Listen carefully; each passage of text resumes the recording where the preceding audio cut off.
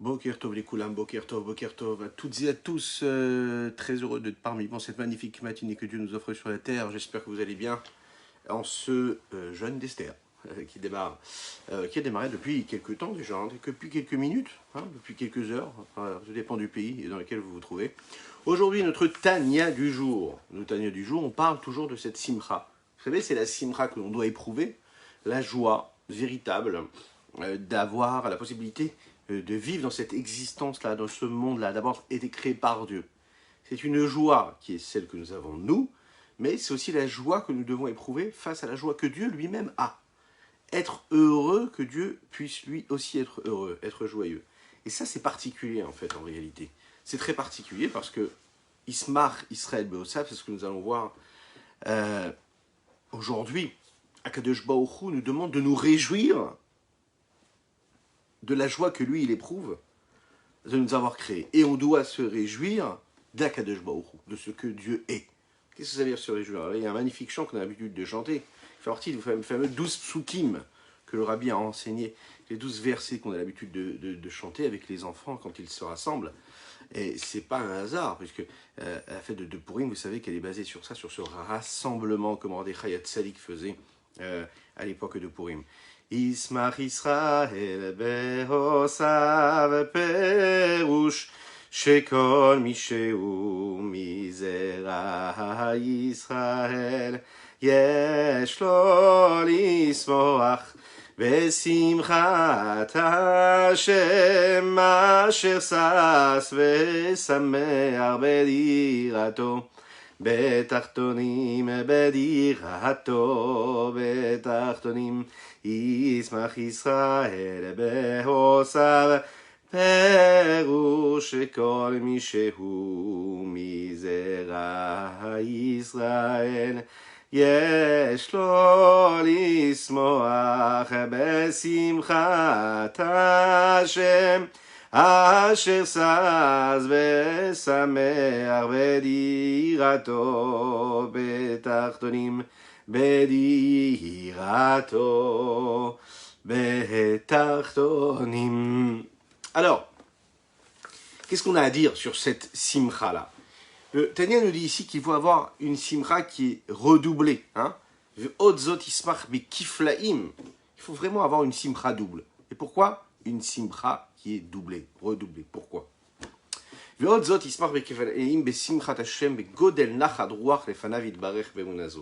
faut aussi doublement se réjouir, doublement, pas qu'une fois, deux fois. La grandeur de la satisfaction qu'il y a pour Dieu, par cette foi que nous avons. Il y a dans cette joie-là quelque chose de double. Pourquoi? Comme nous l'avons dit, la joie du Créateur, d'accord, et la joie de celui qui a été créé. La joie de l'homme et la joie de Dieu. Akadosh Baruch Hu, si l'on peut s'exprimer ainsi, a aussi une joie. Il est près de nous. C'est quand même curieux de dire qu'Akadosh Baruch Hu, que Dieu peut être joyeux de ce que nous sommes, nous, aujourd'hui. Alors, vous m'excusez, je réponds tout de suite à une question, parce que ça doit être très actuel. Bien sûr qu'on met les téphilines. On met les téphilines, on met le talit, on fait la téphila comme d'habitude, si ce n'est qu'il y a une petite partie à rajouter. Si tu veux, je t'enverrai dans le message tous les petits détails. Mais on met les téphilines, on met le talit, on fait la tefila normalement jusqu'à ce soir, comme d'habitude. Alors, quelle est cette double joie? Akadosh Baruch Hu, lui aussi, il a de la joie. Vous savez pourquoi est-ce qu'il a de la joie? Il est heureux quand l'homme est heureux. Il est heureux de savoir qu'il y a un homme qui croit en lui. Un homme qui est enfermé dans son corps, d'accord? Dans sa matière corporelle, physique. Cet homme-là qui est enfermé dans cette matière corporelle, il n'a pas la possibilité de voir vraiment ce qu'on appelle la divinité. On en parle de la divinité. C'est ça la force de la chassidoute. Nous, on est là pour quoi? Pour déceler la divinité, toute forme de présence divine qu'il y a partout. Ça, c'est la seule chose qui nous intéresse. C'est pour ça qu'on est là.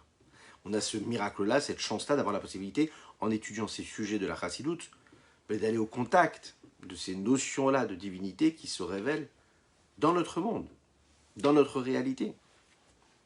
Cet homme-là qui est enfermé dans ce corps-là, qui n'a pas la possibilité a priori de percevoir vraiment ce que veut dire cette divinité-là, qu'est-ce que cela veut dire, comment l'interpréter.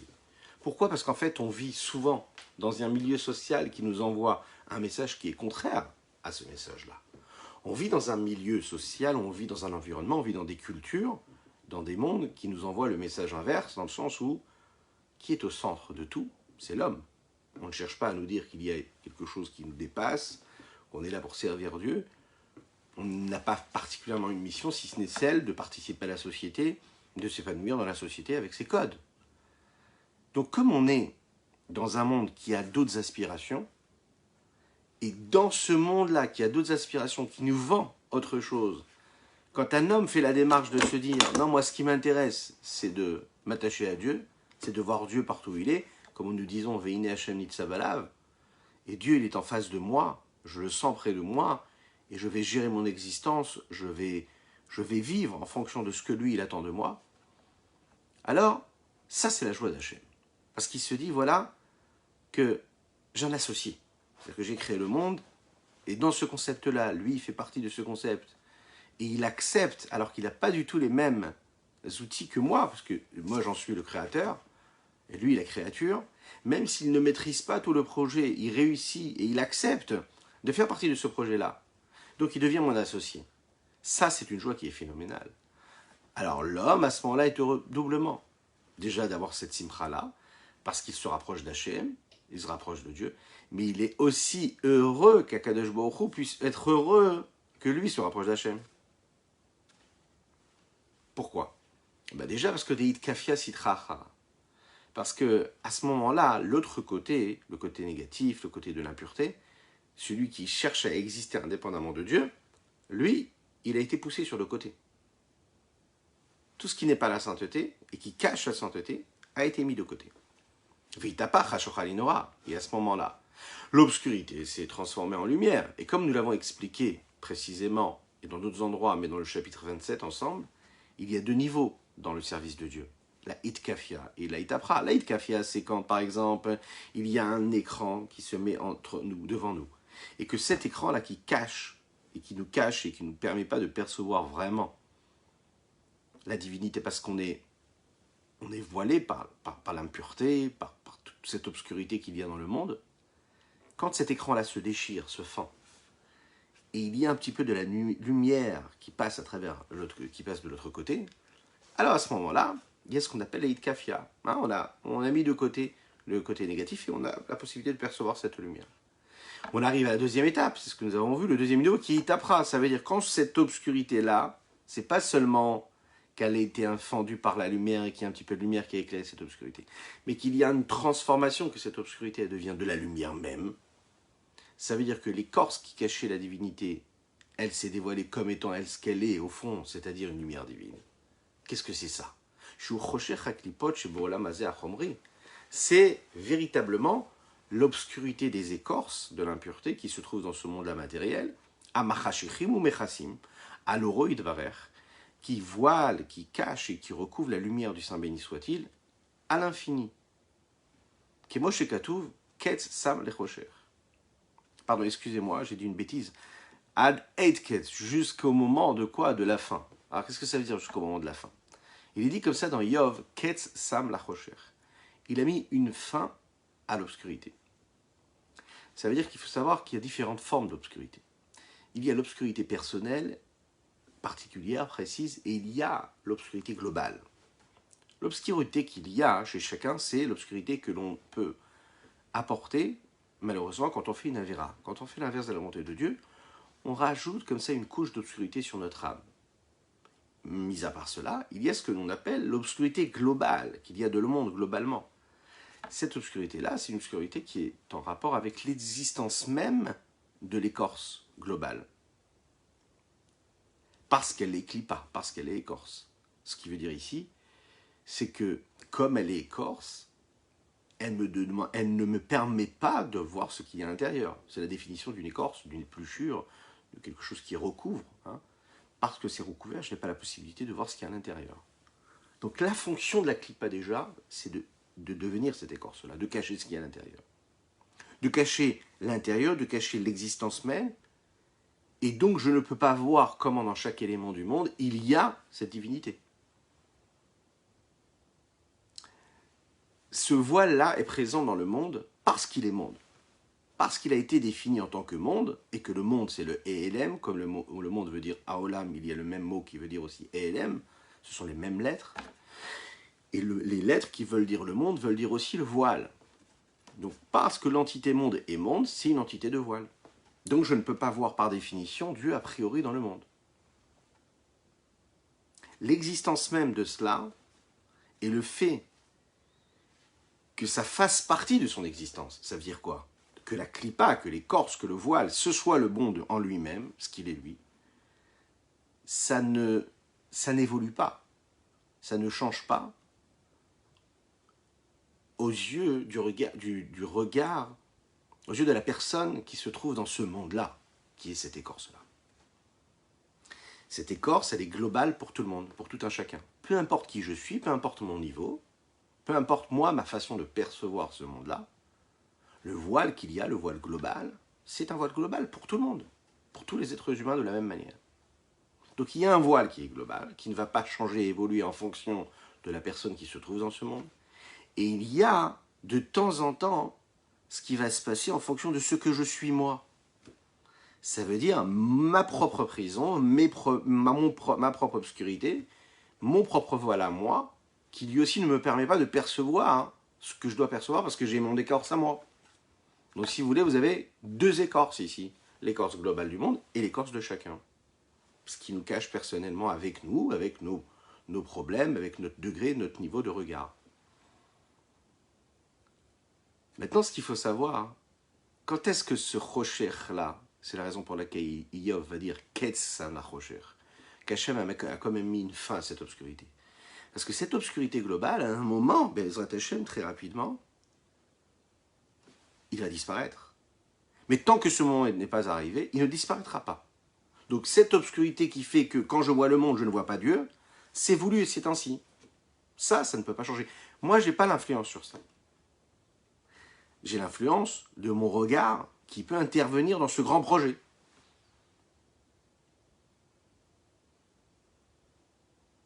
Il n'y a pas de changement au niveau du temps, ni au niveau de la personne qui est au contact de ce monde-là. Comment? Daniel nous le dit et Ishaïa nous le dit ici. Deux prophètes qui parlent de cela dans le texte. Dehaïn. Ketz Ayamin. Qu'est-ce que c'est Ketz Ayamin? La fin des temps, ce qu'on appelle la fin des temps, le bout des jours. Chez Yavir Ruach Hatuma Mina Haaretz. Akadosh Baruch Hu, à ce moment-là, va faire disparaître l'esprit d'impureté qu'il y a sur la terre. Venigla Kvod Hashem, et l'honneur de Dieu va se dévoiler. Verou Chol Basar Yardav, et toute chair sera capable de voir et de percevoir ce qu'est Dieu. Comme ça va être expliqué Bezrat Hashem dans notre prochain Pérec, à savoir le Pérec 36. Encore 3 prakim, 3 chapitres, et nous en parlerons. C'est-à-dire, quand on arrivera à cette étape-là, où tout esprit d'impureté va disparaître, et que ce voile-là essentiel de l'existence même, de l'entité monde va disparaître, alors Kol Barsa Yardav, toute chair ensemble sera capable de percevoir cette lumière. Qu'est-ce que c'est le voile? Qu'est-ce que ça veut dire que dans ce monde-là, il y a ce voile-là qui nous cache et qui cache Dieu? Le voile, c'est une association, une combinaison de différents éléments. Qu'est-ce qui le constitue? C'est le monde extérieur dans lequel nous vivons. C'est un monde où il y a des capacités, des sensations. C'est aussi un monde dans lequel il y a, dans ce monde, la construction de l'âme d'une personne. Et pour pouvoir voir, pour avoir la possibilité de voir au travers de ce monde-là, de cette écorce-là, ça ne suffit pas juste de dévoiler juste ce qui se passe dans notre âme, la construction de notre âme, l'élaboration de ce que nous sommes nous. Ça ne suffit pas de maîtriser ce qui se passe à l'extérieur, c'est-à-dire dans le monde extérieur. Il y a ces différents éléments qui doivent être combinés entre eux. Et quand il y aura une combinaison de tous ces éléments et que tous ces éléments seront dévoilés, alors, Kol Basar Yardav, toute chair ensemble, toutes les créatures pourront et seront en mesure de percevoir vraiment ce qui se passe, c'est-à-dire la présence de Dieu. Vraiment, ne plus voir ce voile que le monde nous offre et vivre dans une autre réalité. L'ouverture du monde extérieur, comme nous avons la possibilité de le voir quand il y a par exemple des miracles qui arrivent, c'est une forme de dévoilement. Ça ne change pas grand-chose. Ça veut dire, à chaque fois qu'il y a un changement de perception, eh bien ça nécessite aussi un changement de perception au niveau de l'âme de l'homme. Pour que je puisse voir quelque chose qui se passe derrière le voile qu'il y a dans le monde, c'est-à-dire dans le monde extérieur, il faut absolument qu'il y ait une combinaison, qu'il y ait une association, et que moi aussi, dans mon corps, dans mon âme, j'ai la possibilité de sortir de ce voile-là. Et comme je sors moi aussi de ce voile, de cette écorce, alors je peux percevoir et ressentir des choses que je ne ressentais pas avant. Il faut que je puisse m'extraire, m'extriper de ce voile et de cette écorce. Si ce n'est pas ainsi, les messages que l'extérieur sont en train de m'envoyer ne peuvent pas trouver d'assise et ne trouvent pas de correspondance avec les sensations, les émotions, les interprétations que moi je peux avoir de par ce que je suis moi-même. Je ne peux interpréter ce que je vois de l'autre côté du miroir ou de l'autre côté de l'écran ou de l'autre côté de ce rideau-là de fumée que si je suis en mesure et que j'ai les outils qui me permettent de le percevoir. Pour un homme c'est très difficile, c'est quasiment impossible de voir des choses pour lesquelles il n'a pas la capacité de vue. Si tu n'as pas les bonnes lunettes, si tu n'as pas les lunettes, si tu ne sais pas voir, eh bien tu ne peux pas voir. Bien plus que cela, par rapport à ce que ça veut dire, par rapport à cette notion-là de saisir ce qu'est la divinité, il faut passer non seulement au-delà même de l'existence matérielle et de l'interprétation que nous avons de la grossièreté du monde, il faut même être capable de sortir de son moi, de sa propre personne. Vous imaginez ce que ça veut dire? Sortir de sa propre perception qui dépend de nos propres limites. C'est un voyage intérieur, et ça demande énormément de force, de capacité, de pouvoir. C'est pas donné à tout le monde de réussir à faire cela. Pour pouvoir percevoir ce qui se passe à l'extérieur, je dois être capable d'avoir un recul sur ce que je suis moi-même et de sortir de mon moi. Pour qu'Akadosh Baruch Hu, pour que Dieu puisse se dévoiler dans ce monde-là, il faut lui donner de la place. Le problème, c'est que dans ce monde-là, il n'y a que des moi, il n'y a que des personnes qui se vivent en tant que telles. Il a commencé par moi, il y a chacun et chacune d'entre nous. Quand on existe un petit peu trop, quand on est ce que nous sommes, et qu'on ne laisse pas la place à Dieu, alors Dieu ne peut pas exister. Quand je dis qu'il ne peut pas exister, ça veut dire qu'on ne peut pas le voir, on ne peut pas le dévoiler. On peut savoir qu'il est là, chacun en fonction des niveaux, mais là on est en train de parler de dévoiler Dieu. Pour pouvoir le dévoiler, je suis obligé de sortir de ma condition, de moi, de personnalité, d'entité, d'existence propre. Je suis obligé de passer outre cela. Vous savez ce principe-là qui dit que il est dit comme ça dans le Talmud, dans la Gemara Soda. Kol adam sheshbo gasut haruach, amar hakadosh baruch hu, ein ani veu yicholim ladur baolam. Il est dit comme ça, toute personne qui a une forme de grossièreté, d'existence, qui se sent être. Hakadosh baruch hu dit, lui et moi, nous ne pouvons pas résider dans le monde. Afin qu'Akadosh baruch hu puisse se dévoiler dans le monde, il faut lui donner de la place. Et là où je me trouve, Dieu, il ne peut pas se dévoiler. Il continue à être, parce que ça ne peut pas exister un endroit où Dieu n'est pas. Mais il est, mais il reste voilé. Si tu veux dévoiler Dieu, il faut que tu fasses un travail de non-existence, où vraiment tu te sens complètement annulé, il y a moins de moi et il y a plus de lui. Par contre, ce qu'il faut savoir, néanmoins, à la fin des temps, ce qu'on appelle la fin des temps, c'est-à-dire à la fin de cette existence-là telle que nous, on la voit aujourd'hui, que ce soit dans son sens simple, que ce soit dans sa forme, que ce soit dans sa forme d'élaboration et de construction, il y a ce monde-là qui est vécu comme un monde de voile et d'écran, ne sera plus ce monde de voile. Et l'existence même et la réalité même matérielle, elle sera vécue dans un dévoilement réel. Et ce qui nous paraît aujourd'hui obscur et opaque sera lui-même quelque chose de dévoilé. À tel point que les prophètes le disent, que ce soit donc Iyov, que ce soit Daniel, que ce soit Ishaïa, Veraou, Cholbasar, Yerdav, l'honneur d'Hachem va se dévoiler, et toute chair, c'est-à-dire toute l'humanité tout entière, sera capable de percevoir cette présence divine. C'est un moment qu'on espère vivre très rapidement. Et regardez, c'est intéressant ce qu'il dit ici, le Morazaken, il dit ou Bifrat, et précisément Bechutz Laaretz, en dehors d'Eretz Israël, en dehors de la terre d'Israël, Shavir Eretz Amim Tameh, ou Malek Klipot Vesitrachara. L'air qu'il y a dans ces terres qui ne sont pas la terre d'Israël, donc qui ont cette forme d'impureté, de présence d'impureté qu'il y a dans ces peuples-là, qui est rempli d'écorce et d'autres côtés, c'est-à-dire l'obscurité, le voile qu'il y a à l'extérieur d'Eretz Israël. Cette obscurité est bien plus forte, bien plus grande qu'en Eretz Israël, qu'en Terre Sainte. C'est la raison pour laquelle la lumière de Dieu qui est là-bas, elle est moins dévoilée, et on a moins la possibilité de l'apercevoir. On le sait. Quand on est en Eretz Israël, on sent qu'il se passe quelque chose, on sent qu'il y a une sainteté particulière. C'est vrai, pas tout le monde peut le ressentir. Pas tout le monde ressent, quand il arrive en Eretz Israël, tout de suite, le dévoilement qu'il y a de Dieu en cela. Une des raisons à cela, c'est que une personne qui vient avec ses bagages, et qui apporte avec elle ses clipotes, ses écorces, ses voiles, eh bien, elle les prend avec elle, c'est-à-dire qu'elle prend ses lunettes de soleil, et puis elle regarde Eretz Israël avec ses lunettes de soleil. On ne va pas rentrer dans les détails, mais on comprend très bien de quoi on parle. Quand on prend ses lunettes de soleil, ça veut dire quand on y va pour des raisons qui ne sont pas les bonnes raisons. Alors oui, on vient avec notre clipa, on vient avec notre écorce, on vient avec notre voile. Donc on apporte ce voile et ces écorces. Et dans cette intensité de lumière, le contraste est beaucoup plus criant.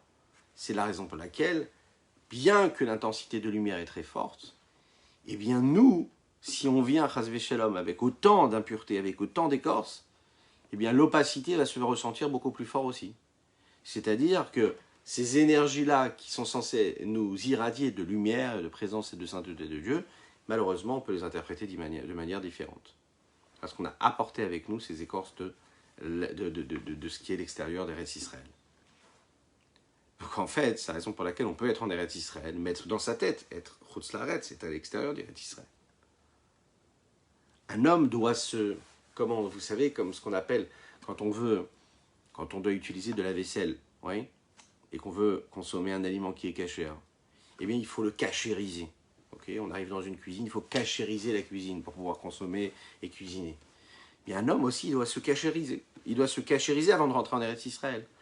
Il doit savoir pourquoi il y va. D'ailleurs, voilà, c'est une période où en ce moment, malheureusement, on ne peut pas aller en Eretz Israël. Okay, ça doit être une prise de conscience, un recul. Un recul, une prise de conscience. Pourquoi est-ce qu'on y va? Parce que on est conscient que c'est un mérite. On avait la possibilité d'y aller tous les jours, 5 fois, il y avait des vols toutes les 2 heures. Et puis voilà, qu'on se rend compte que non, maintenant c'est fini. C'est une prise de conscience réellement de se dire c'est pas si évident que ça. Aller en Eretz Israël, c'est quelque chose d'énorme. Il faut se cachériser de l'intérieur, il faut se cachériser de l'extérieur, savoir qu'il y a quelque chose qui se passe. Si on s'y prépare comme il faut, eh bien on peut atteindre cette lumière-là.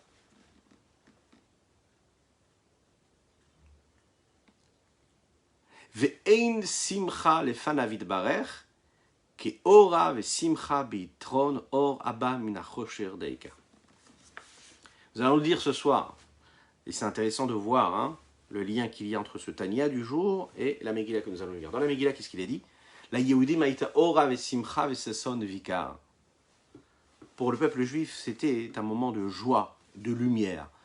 Quel rapport y a-t-il entre la joie et la lumière? On peut le comprendre. Il n'y a pas de joie devant Dieu comme la joie et la lumière qu'il peut éprouver et que nous pouvons éprouver dans l'atout et ce qu'apporte et dans la supériorité qu'il y a, dans l'avantage qu'il y a de la lumière qui vient à partir de l'obscurité précisément. Quand nous parlons d'obscurité ici, nous parlons de l'obscurité de l'existence même de l'entité monde. Plus que cela, nous parlons de l'obscurité qu'il y a dans les nations du monde. Et si dans cette obscurité, l'homme arrive à réussir à trouver une reconnaissance et une conscience de l'existence de Dieu, à ce moment-là, il est en train de créer de la lumière dans l'obscurité. Et l'avantage qu'il y a dans cette lumière qu'il a réussi à créer dans l'obscurité et l'opacité du monde, qu'Akadosh Baruch Hu lui-même en est très très joyeux, ce n'est pas juste la supériorité de la lumière par rapport à l'obscurité, Comme on pourrait dire en général, oui, c'est plus sympa d'avoir de la lumière que d'avoir de l'obscurité, parce que quand il y a de la lumière, eh bien on voit. Mais c'est encore plus que cela. C'est de la lumière qui provient de l'obscurité. Et c'est pas pareil. Quand l'obscurité, l'entité obscurité devient une entité de lumière, c'est quelque chose d'énorme.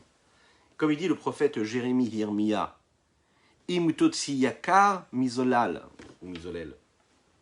Quand tu fais sortir quelque chose de magnifique, de cher, de quelque chose qui n'en est pas du tout, ça apporte quelque chose de particulier, qu'il n'y a pas dans la lumière, quand cette lumière ne vient pas d'obscurité. Dans la simcha, dans la joie, il y a une simcha parce que je sens que je me rapproche de la Kadosh Baruch Hu. Et il y a deux côtés. Il y a la joie que l'homme y ressent parce que il se rapproche de Dieu. Et ça, c'est sympathique, vous savez, quand on sent qu'on se rapproche de Dieu. Comme deux personnes qui s'aiment. On rencontre une personne. On est au contact d'une personne. Amicale, familiale, peu importe. Et puis on crée un lien. Ok, on crée un lien. Parce qu'on partage, parce qu'on donne. Puis on crée ce lien. Et plus on se rapproche de cette personne-là, automatiquement, plus la joie que l'on éprouve grandit. C'est un sentiment de joie. Pas un sentiment où on va se mettre à danser, peut-être pas, mais un sentiment de plénitude, une vraie joie, une vraie joie intérieure, profonde. C'est la joie du rapprochement, de se sentir proche de quelqu'un. Cette joie-là qu'on éprouve avec Akadosh Baruch Hu, c'est ce qu'on appelle Kirvat Elokim, être attaché avec Dieu, ce rapprochement. Et il y a aussi la joie que nous avons dit ici, c'est la joie d'Hachem, la joie de Dieu. Cette joie-là de, vous savez, comme quand on gagne un combat. Quand on gagne un combat, ou comme un papa qui sent que son fils a fait l'effort qu'il fallait pour réussir à combattre quelque chose qui le bloquait pour atteindre un niveau, pour faire quelque chose. Et il sait que son fils n'est pas capable de le faire. Et il voit que son fils a combattu. C'est vraiment, il s'est fait mal, il a fait l'effort qu'il fallait et qu'il a fait ce qu'il fallait. Ben, la joie qu'un père éprouve ou qu'une mère éprouve quand elle voit son enfant faire ça, elle est immense, elle est énorme. Parce qu'on connaît les difficultés de son enfant et on sait qu'il a réussi à faire. Donc la joie, c'est une joie, c'est une fierté. C'est cette joie-là que Dieu ressent au moment où il voit que l'homme réussit à faire cela. Parce qu'il se dit, voilà que mon enfant a réussi, voilà que mon fils, voilà que cet homme a réussi à sortir de ce problème et de trouver la solution. Il était dans ce labyrinthe-là et il a trouvé la porte de sortie. Le sens et la raison d'être de ce voile-là qu'il y a dans le monde, de cet éloignement qui a été créé par Dieu, se vit dans cela qu'Akadosh Baruch Hu veut que nous arrivions à lui, justement de loin et pas de près. Il veut que l'homme le regarde de loin comme ça, et qu'il le voit, et qu'il l'aperçoive de loin, et qu'il se rapproche de lui petit à petit.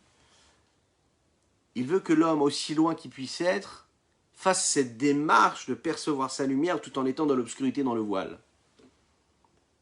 C'est de cela qu'Akadosh Baruch Hu, que Dieu est joyeux. C'est de cela que Dieu se réjouit. Akadosh Baruch Hu nous met face à des dilemmes. Il nous place face à des questionnements. Et face à ces questionnements-là, la plus grande de ces questions-là, c'est où est-ce que je suis? Où suis-je?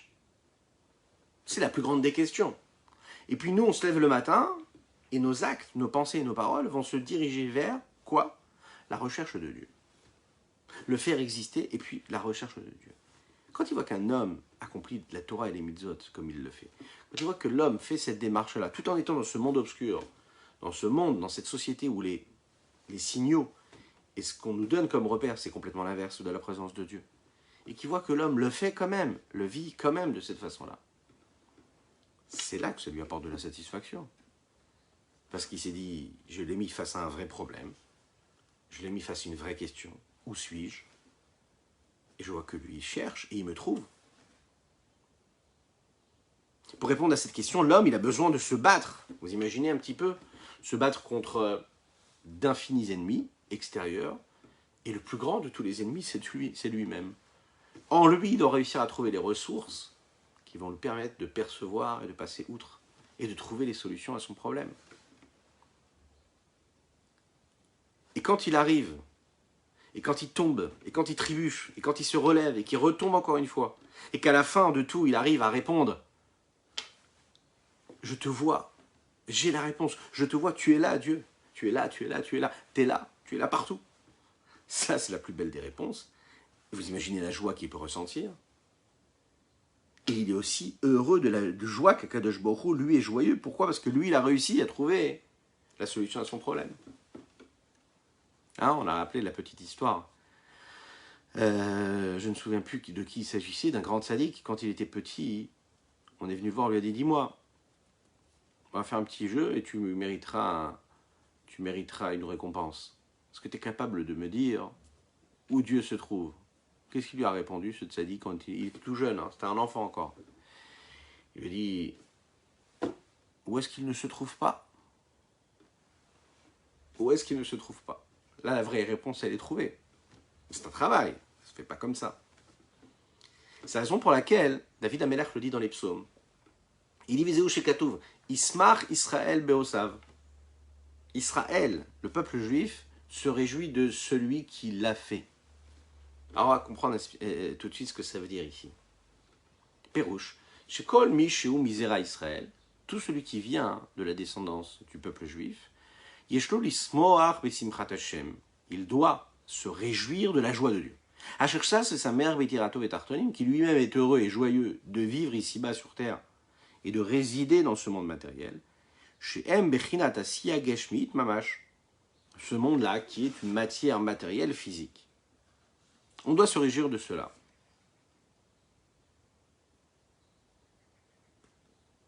Pourquoi Ismach Israël précisément?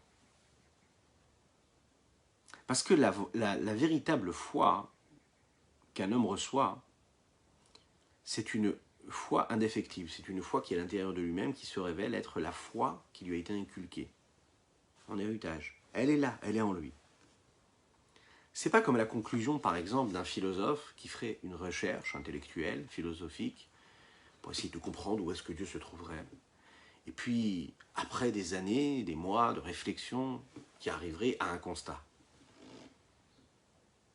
C'est pas une personne qui fait une recherche mystique, hein, et qui évolue dans cette échelle-là de valeurs mystiques, et puis qui évolue, qui grandit, etc. Et au bout du bout, quand il a évolué, que tu as été le plus haut possible, là, il arrive à la conclusion de se dire, voilà donc, après cette recherche mystique, j'ai découvert Dieu, et que c'est Dieu qui est là. Et je suis capable de trouver la réponse à la question que Dieu a, à savoir, dites-moi où je suis. Non, ici, cette joie-là, on parle de la joie d'un enfant. Vous savez, un enfant, un petit enfant. Un petit enfant à qui vous demandez où Dieu est là, il vous dira Dieu, il est partout. Il croit en Dieu de manière simple. Pas le Dieu qui est dans les mondes supérieurs, pas le monde qui est caché, qui est voilé, qui est mystique. Non, non. Dieu, pour lui, Dieu c'est partout. Dieu, il est là. Dieu, il est là, sur terre, dans notre monde à nous. C'est pas la conclusion de la vie, mais c'est le commencement de la vie. Ismach Israël, c'est puisque le point essentiel et culminant, la concrétisation, la matérialisation de ce que ma vie doit être, c'est quoi? La sot l'odira betartonim, de faire une résidence et un lieu afin que Dieu puisse résider dedans. C'est aussi ce qu'il y a dans le commencement de ma démarche. La finalité est déjà dans le commencement, et c'est ce qui se trouve dans la vie, dans l'âme et dans le corps de chacune et chacun d'entre nous. Ça doit être là le point de départ, et non pas la finalité. C'est la raison pour laquelle on va le voir ici, nous parlons de Beosav, au pluriel. Ismach Israël Beosav. Le juif doit se réjouir, Beosav, de ceux qui l'ont créé. Mais pourquoi de ceux? Pourquoi pas de celui? Pourquoi au pluriel? Sheu olamazé ageshmi amalek lipot vesitracha shnikreu reshud rabim. On parle ici en réalité au pluriel parce que il s'agit ici du monde matériel dans lequel nous vivons, qui est rempli de toutes sortes d'écorces et d'autres côtés qui sont l'inverse de la pureté, de l'inverse de la sainteté, qui sont appelés Reshut Arabim. Reshut Arabim, c'est-à-dire le domaine public. On va comprendre ce que cela veut dire. pardon, ou Vetouré, non, Vetouré d'Iprouda. C'est appelé dans le Zohar, hein, Touré d'Ifroda. Touré d'Ifroda, c'est des montagnes de séparation. Qu'est-ce que ça veut dire ici? Ça veut dire qu'a priori, ici, il y a deux domaines. Le domaine privé et le domaine public. Le domaine privé, dans lequel l'unicité d'Akadosh Baruch Hu se révèle comme étant quelque chose d'existant, de reconnu, de palpable, de perceptible, c'est l'unicité de Dieu qui se trouve. Il y a lui et il n'y a rien d'autre que lui. Et le domaine public, c'est le domaine dans lequel nous vivons, nous, le monde extérieur dans lequel on vit. Où là, Kadosh Baruch Hu, l'unicité de Dieu ne se voit pas telle qu'elle est vraiment. Et ce qui gouverne et ce qui nous maîtrise, cette chape-là qui est posée sur nous, c'est justement l'inverse. C'est-à-dire, pourquoi public? Dans le sens où il y a la notion ici de multiplicité. On ne voit pas Dieu unique, on voit un multiple de forces qui chacune a et se révèle en tant qu'entité différente, en tant qu'énergie bien définie. On ne voit pas une seule énergie, on ne voit pas une seule force, on ne voit pas une seule divinité. Qu'est-ce qu'on voit? On voit ce que l'on voit. C'est-à-dire qu'on voit qu'il y a des forces, des arrêts des proudas, comme dit le Zohar. Chacun il a sa force. Et comme chacun il a sa force et qu'il existe en tant que tel, alors on a l'impression qu'il y a différentes choses définies et différentes et qui ont chacune quelque chose qui existe, qui pourrait et qui me donne l'apparence et la possibilité de penser qu'ils peuvent exister indépendamment de ce que Dieu est, c'est-à-dire de l'unicité de Dieu. Quand on réussit à faire cela et qu'on réussit Vitaprani Nora à les transformer en lumière, c'est-à-dire ce passage de passer du multiple vers l'unique, le fait de passer de ces innombrables forces et ces énergies multiples, de les sentir exister indépendamment et de comprendre qu'il faut tous et toutes les mettre sur la même ligne de l'unicité de Dieu, de les ramener vers ce faisceau-là, vers cette ligne droite, c'est une forme de transformation d'obscurité en lumière. De les ramener à leur plus simple appareil, de les ramener à ce qu'elles sont vraiment, au fond, de dévoiler ce qu'il y a derrière cette écorce d'existence et les ramener à ce qu'elles sont. Et ça, c'est la transformation de l'obscurité en lumière. Cette transformation, c'est le travail de chacune et de chacun d'entre nous. C'est notre travail. On vit dans ce monde-là, et petit à petit, on apprend à comprendre que ces montagnes d'obscurité, c'est juste un écran de fumée. C'est juste des montagnes, mais des montagnes de sable. C'est des châteaux de sable, vous savez, qui disparaissent. Il faut juste souffler avec assez de force. Ce qui me paraît séparé est différent de Dieu et indépendant de Dieu, en réalité, ça n'est qu'une partie du grand puzzle. Et ce grand puzzle, c'est quoi? C'est l'unicité de Dieu. Quand tu vois toutes les parties du puzzle, bah, tu vois vraiment 500 pièces, 1000 pièces, hein, pour ceux qui aiment les puzzles. Quand je vois chaque petite partie, en tant que partie. Je vois pas la magnifique œuvre que cela va me permettre de dessiner ou de créer. Mais quand je réunis chaque petite pièce, et quand parfois je peux passer dans les puzzles qui sont très compliqués à gérer et à faire et à construire, des mois, des semaines, parfois plusieurs heures, à trouver la bonne combinaison, à tenter, et encore une fois, ça va me permettre à la fin d'arriver à ce que c'est-à-dire à mon œuvre. Akadosh Baruch Hu, lui aussi, il existe à travers ces arrêts des proudas, comme dit le Zohar. Chaque élément me paraît comme quelque chose d'énorme, comme une belle montagne, grande, puissante. Et puis moi, la seule chose que j'ai à faire, c'est de prendre chaque élément, de le mettre dans un puzzle. Si je le sépare, il existe en tant que tel. Si je le réunis, il existe en tant qu'élément qui va vers ce faisceau-là, qui rejoint cette ligne droite, qui est celle de la présence de Dieu. Tout ça, ça peut se faire grâce à la Emouna, à la foi. Cette même Emouna dont nous avons parlé hier. Et ils deviennent ce domaine privé. Quand on dit ce domaine privé, c'est ce domaine unique. Dans le sens où on est passé du multiple à l'unique. Ça n'est plus donc un domaine où il y a chacun et où il y a un public, il y a chacun avec ses forces et ses définitions et sa particularité. Il y a un seul Dieu. Comment? Par cette émouna-là, par cette foi-là, que la lumière de Dieu qui se trouve dans chaque endroit, et qu'il n'y a pas une seule chose et un seul élément qui peut obscurcir la lumière divine. À ce moment-là, s'annule ce domaine public à l'intérieur même, et il devient lui-même un domaine qui est unique, celui de Dieu. C'est la raison pour laquelle on dit Ismach Israël Bosav. Ce passage-là, ce passage du public à l'unique, et le fait même que l'homme est capable de reconnaître cela et de le ressentir, ça n'est pas une joie sur un fait ou une action, un acte précis, d'avoir réussi, par exemple, quelque chose de précis. Mais c'est la joie de l'homme dans l'existence d'Hachem. Je ne suis pas joyeux parce que j'ai vécu un super Shabbat. Je ne suis pas joyeux parce que j'ai bien mis les téphilines. Bien sûr qu'il faut être joyeux pour chaque mitzvah que l'on fait. Mais je réussis à atteindre un niveau où je ne suis plus dans le piroud, dans la séparation, dans la multiplicité. Dans le multiple, je suis dans l'unique. Ça veut dire que je comprends que tout ce que je suis dans la vie, tout ce que je fais dans la vie, je le fais dans l'unicité de Dieu. Je suis dans le même projet, dans la même ligne. Je ne vois plus d'obscurité. La seule joie que j'ai, c'est l'existence de Dieu. Mon obsession. Ismach Israël Bosav, ça veut dire, la joie que tu as, c'est quoi? C'est que tu es avec Dieu. C'est que tu ne penses qu'à Dieu, tu ne vis que Dieu. Tu vois Dieu dans tout. Tu le reconnais. Et tu comprends que quand tu le reconnais, quand tu le vois, quand tu le perçois, tu es à ce moment-là en train d'accomplir le but essentiel de la création de tous les mondes, mais aussi de ta création à toi. L'existence même du monde, c'est quelque part l'épreuve d'Akadosh Baruch Hu. C'est l'épreuve d'Akadosh Baruch Hu, c'est l'attente qu'il a de voir est-ce que ce qu'il y a de l'autre côté va être capable de le reconnaître en tant que tel. Donc tout ce processus-là de tous ces mondes a été créé sur ce but-là, c'est-à-dire de faire passer, de transmettre ce message. Le fait qu'il y ait une personne ici-bas, en bas, au bout de tous ces mondes-là, au bas du système des enchaînements de tous les mondes supérieurs, cet homme-là, aussi matérialiste qu'il puisse être, et aussi obscurci qu'il pourrait être à travers cette obscurité, ces voiles que le monde nous offre.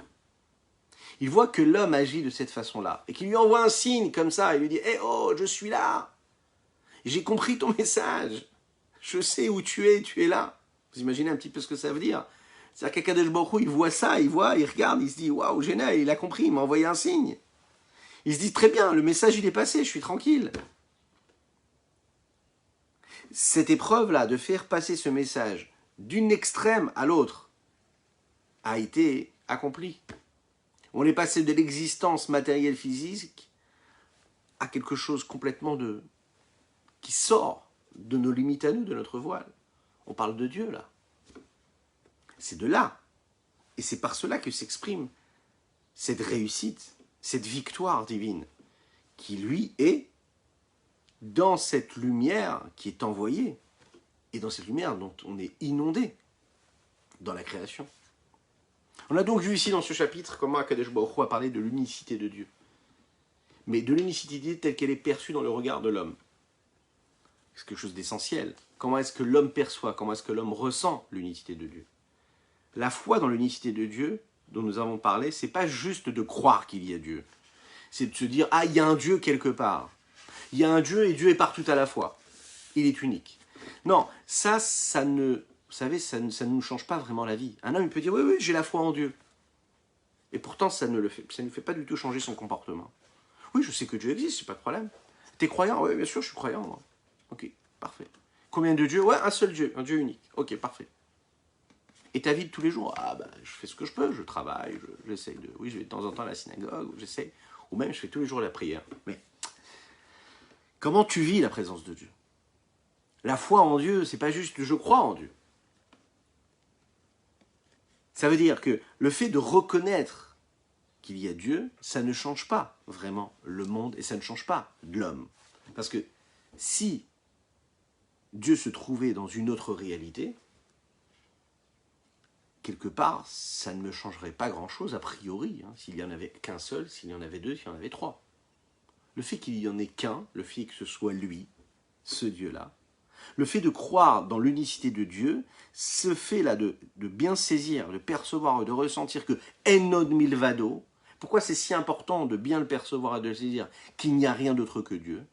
Ça veut dire qu'il n'y a pas d'autre force, qu'il n'y a pas d'autre entité, qu'il n'y a pas d'autre raisonnement, qu'il n'y a pas d'autre de capacité d'existence et de vision sur ce que, et d'interprétation sur ce que je vis. Ça, c'est quelque chose que je ressens en moi. C'est pas juste une foi en quelque chose d'autre. C'est dans ma perception à moi. Quand elle est vraie, quand elle est claire, quand elle est lucide, quand elle est limpide, alors là, il y a de la joie. Et ça, c'est une joie qui est double. Pourquoi? Parce que quand je suis arrivé à cette réalité-là, alors c'est la joie de me rapprocher d'Hachem, c'est la joie de Dieu parce que quelque part, Hachem voit aussi que je me rapproche de lui. Parce qu'il se dit, voilà, j'ai réussi à faire passer le message, et l'homme est heureux parce qu'il sait qu'il a réussi à passer, à trouver vraiment la lumière à travers ce labyrinthe de la vie, à construire ce puzzle.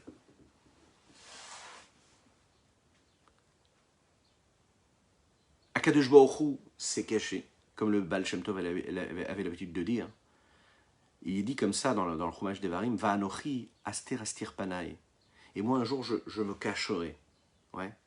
Ça veut dire, je vais cacher le voile. Va anochi aster astir panai. Je vais cacher ce qui est ce voile-là. Mais qu'est-ce que ça veut dire? Ça veut dire qu'a priori, hein, c'est ce qu'on appelle à un moment, c'est l'inverse d'une bénédiction. Quand on n'est pas capable de voir qu'en réalité tout ce qui est fait par Dieu, c'est une bénédiction, alors c'est que quand on n'est pas capable de voir qu'il y a un voile, quand un homme il ne ressent pas l'obscurité et le manque de lumière qu'il y a, alors bien sûr, il voit le voile d'Akadosh Baruch Hu, il voit le voile de Dieu. Mais quand l'homme sait qu'il y a un voile, rien que déjà de savoir qu'il y a un voile et que ce que je vois dans le monde, ça n'est pas vraiment la vraie réalité, qu'il y a quelque chose derrière et que c'est la présence de Dieu, mais déjà quelque part ça enlève un petit peu de ce voile-là. Le fait de croire en l'unicité de Dieu, ça ne veut pas dire que j'ai compris, que j'ai saisi vraiment le dévoilement divin ici-bas sur Terre et que je vis dans une réalité divine à 110%. Non, je suis dans ce monde-là. Mais au moins, j'ai la possibilité de mettre un petit peu, de dévoiler un petit peu comme ça le rideau et de voir, de percevoir quelque chose d'autre. Et de savoir et de ressentir qu'il y a ce voile, qu'il y a Kadosh Baruch Hu qui est présent. Ce point de joie-là que je ressens, c'est une joie qui n'est pas définissable. C'est une joie enracinée en nous, une joie véritable. Cette joie-là, c'est le cœur de toutes les joies qu'un homme peut éprouver dans le monde, comme le Ravadin Even Israël l'explique très très bien dans son explication de ce Tanya du jour. Je vous souhaite une excellente journée, je vous souhaite un super Purim, Bezrat Hashem, que ce jeûne-là, pour ceux qui jeûnent aujourd'hui, puisse jeûner avec force, qu'ils soient tous en bonne santé, tout en bonne santé, et qu'on puisse se retrouver très très très bientôt, Bezrat Hashem, pour partager dans la joie, Bezrat Hashem, dans de bonnes nouvelles. Et pourquoi pas ce soir, vous savez quoi, sur l'esplanade du Beth Amikdash à Yerushalayim, reconstruite. Purim Sameach, bonne fin de jeûne, et n'oubliez pas d'écouter la Megillah. Attention, il ne faut pas écouter la Megillah avec le Zoom, on ne peut pas se rendre quitte. Si vraiment vous n'avez pas la possibilité, faites-le. Parce que c'est quand même intéressant de l'écouter. Mais pour se rendre quitte de cette mitzvah-là, il faut l'écouter de vive voix. Et puis, donnez beaucoup de tzedaka. Donnez de la tzedaka. Il n'y a pas plus important à pourrir. Donnez de la tzedaka. Échangez, vous, Mishloach Manot, échangez. Échangez-vous des cadeaux, échangez-vous des bons petits paniers, des repas. Pensez surtout, rappelez-vous que les Mishloach Manot, ce n'est pas de donner à ses amis. La mitzvah, c'est donner à ceux qui ne sont pas nos amis. À ceux à qui on ne parle pas tous les jours. Voilà, c'est ça la vraie démarche. C'est ça la vraie Avat Israël. Les gens que vous connaissez, c'est pas grave si vous ne leur donnez pas. Rappelez-vous de ça. À Rosh Hashanah, vous leur donnerez.